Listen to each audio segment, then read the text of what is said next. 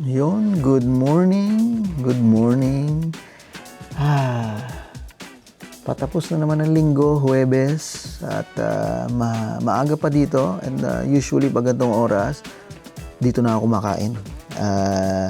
Kasi ako parang nagpapas. So parang before lunch, dito na ako kumakain. And then nun, hanggang ano na yun, ilang hour? 6 hours yung window ko. So, eto, baon ko ngayon, kamote, at saka, yan, parang adobo na tofu at saka, anong tawag? Talong. Ang problema dito, ilang araw na ako may singaw. Kaya parang hirap. Ito okay. Kamote okay. Pero ito, masarap siya. Ang asim. Bit mo maasim, kamote na. Pero parang may maasim. Sira na ba to? Hindi naman. Hirap kasi pag nagpapakulo ako na kamote, madamihan agad. So, nire-ref naman, pero I don't know. Baka parang... So, ito, adobo, pero siyempre may suka to eh. So, parang ang sakit. Ow! Gutom na kasi ako kasi nga, pag fasting, di ba? Ito yung unang kain ko. Sakit. Pero ang sarap.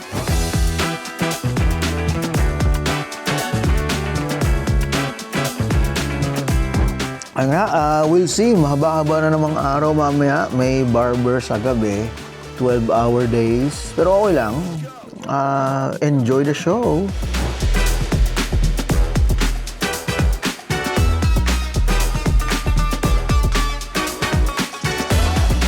Hello subscribers.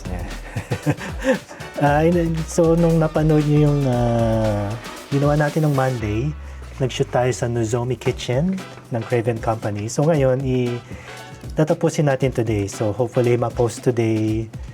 And yun, sa YouTube and sa lahat ng socials. Sa mga sushi restaurant, laging meron seaweed salad. Excited ako sa meat kasi sobrang generous. Pag ako nga no. Mahirap mag-isip pag busog eh. Busog ako eh. Pero hindi. Siguro dessert naman. Ice cream. Yeah, sakto. Medyo warm na yung weather. Saan ba? Either ice cream o kaya halo-halo. Yung mga kakaibang halo-halo. Sige, magsa-search ako kung saan pwede mag-Craven Company ng halo-halo. Basta dessert. Sino bang mahilig sa dessert dito? O siguro yung hindi mahilig. para merong gusto mong candy? May inuubo doon. Gumagawa din pala sila ng meal prep. Yeah. Then may mga catering din pala na sinoserve din sila kapag may mga corporate events.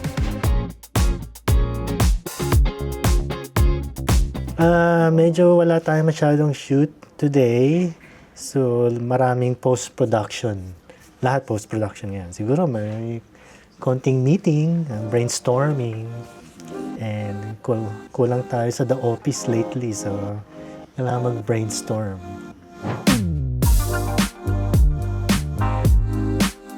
What have you done lately?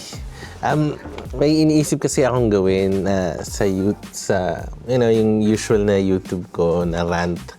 Yung tungkol sa Hudson Bay. Kasi yung Hudson Bay, in the bay dito, mas matagal pa sa Canada.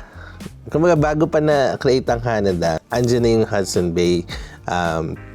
Ginagamit na, bago pa naging country ang Canada, ginagamit na yung mga lands, mga ganun, may sarili na siyang company. So, older than Canada.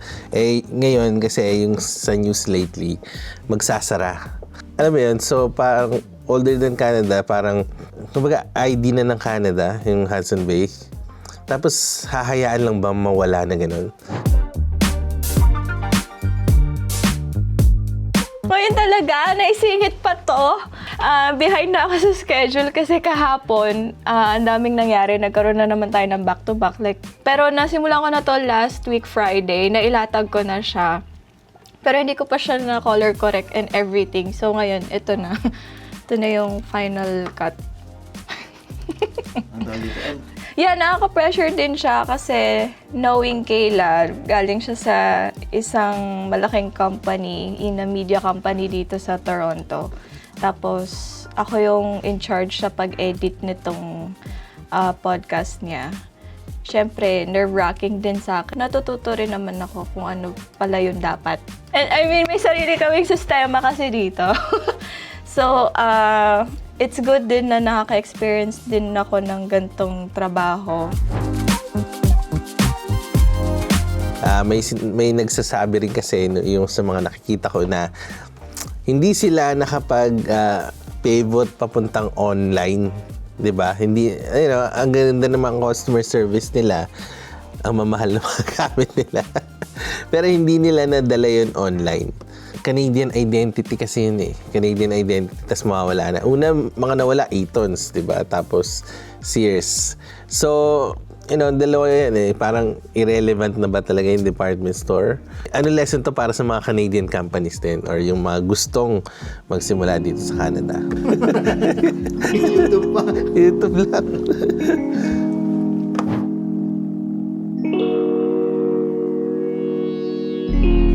Napansin ko na mahilig ako mag-picture ng mga pintuan, lalo na kung ornate siya, luma, medieval, or actually kahit bago. Hindi ko alam kung makikita nyo guys to, pero ultimo yung wallpaper ko, Disney Cruise pintuan ng aming stateroom.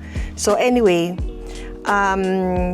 especially for the Catholics, ang 2025 Jubilee year, and sinasabi na dapat mag-pilgrimage to the Holy Doors. Ngayon ako, on and off practicing Catholic, and that's obsession ko with pintuan. Naisip ko, why don't I try this out? So ngayon, gumagawa ako ng script para mandami ng tao. At just to invite people na if this is something that they can explore, visiting the Holy Doors in Toronto, kasi nandito tayo ngayon, then maybe it's something that they can consider. So I'm doing my research, and it's a little bit about you lean in kung ano man yung hilig mo, and then it might open some doors for you. Naks, pun intended. So yun.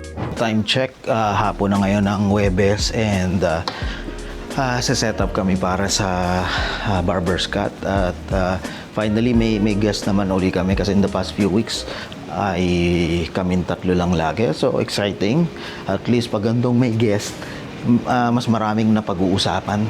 Diba? Kasi pag kami lang tatlo, parang pare-pareho naman kami ng angulo, pare-pareho kami usually ng set up si Kyle. Dito. Natin.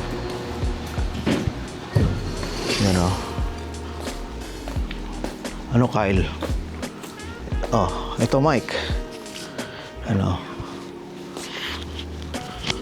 How day goes? Ayos yung water heater sa bahay, hindi pa nga tapos eh. So, yung kwarto ko, bukas siya. Ang ingay nung heater, yung mga vent. Yan, medyo hassle. Paano kayo nakakaligo? Wala. Ganun talaga. Tabo. Gusto mong tabo? Anong mga happening pa ngayon? So, merong barber's cut ngayong gabi, alas 6. And then merong guest. Sino nga guest niyo? Pangalan niya? Si Ian. Si Ian. So, medyo matagal na yata kayong walang guest eh. So, ngayon lang sinet-up tong pang-apat na tao na setup ng barbers. Okay.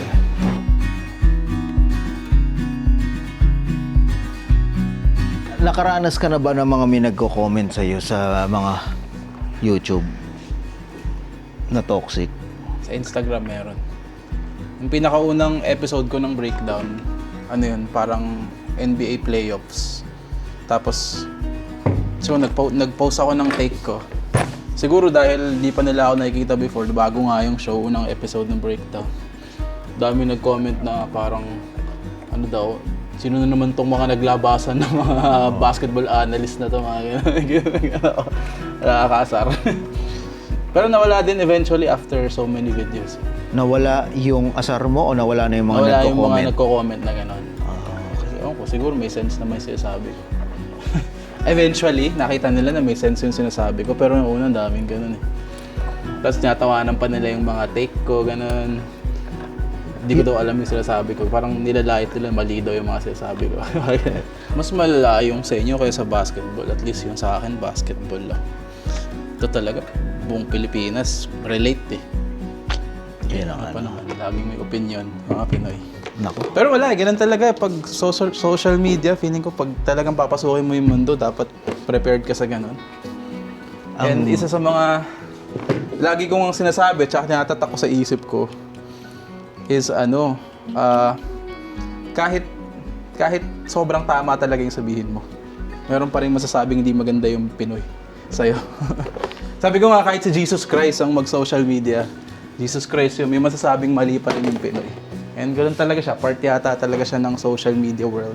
Ang ano ko naman sana, kasi nga last week, di ba, medyo controversial yung naging topic dito sa barbers kasi yung nangyari nga dito kay Duterte, ICC, di ba? So parang ngayon, okay siguro ano muna, Lilo, iba naman pag-usapan, economy ng Canada. Kung ano man, di ba?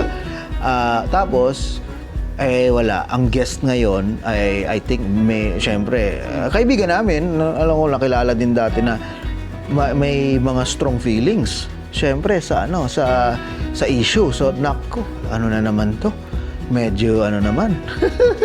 Parang mabigat na naman to. So, yun. Parang double-edged sword. In a way, gusto mong mailabas yung mga nasa loob mo o magkaroon ng diskusyon.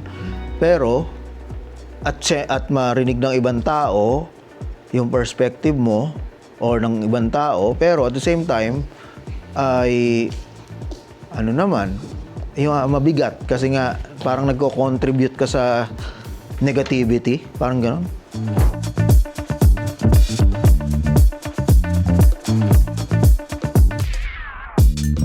Ayun pala. Update pala, Kyle. Update. Kanina, na-check ko, available na sa UK Prime yung Kahel. So hopefully sunod-sunod na hopefully North American market, Canada at Asia, mga ganyan.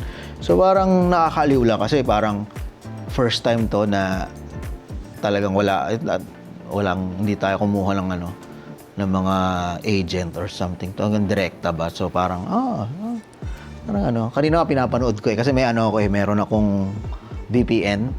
So nilagay ko UK. Tapos parang first time na parang, oh my God. Wow.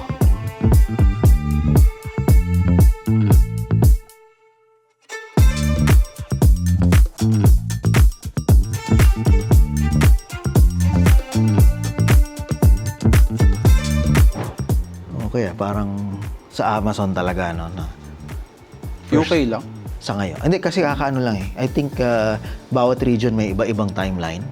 So, baka may mga kaibigan kayo dyan, nakilala kayo sa UK, may Prime, check out nyo Kahel. Yan yung unang pelikula na feature film na isulat at saka ginawa ko na wala talaga sa radar ko dati na maging gumawa ng pelikula.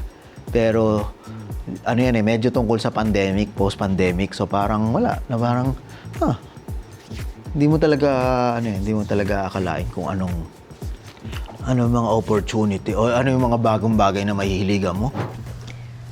Kamusta po kayo?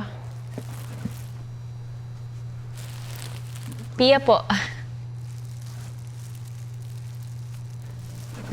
Tapos yun, after nun, ang dami na ring sunod-sunod na pelikula na gawa. So, actually, parang dilema. Kasi proud, nakakatawa na ito, Kahel, di ba, unang pelikula mo. Tapos nasa Amazon Prime.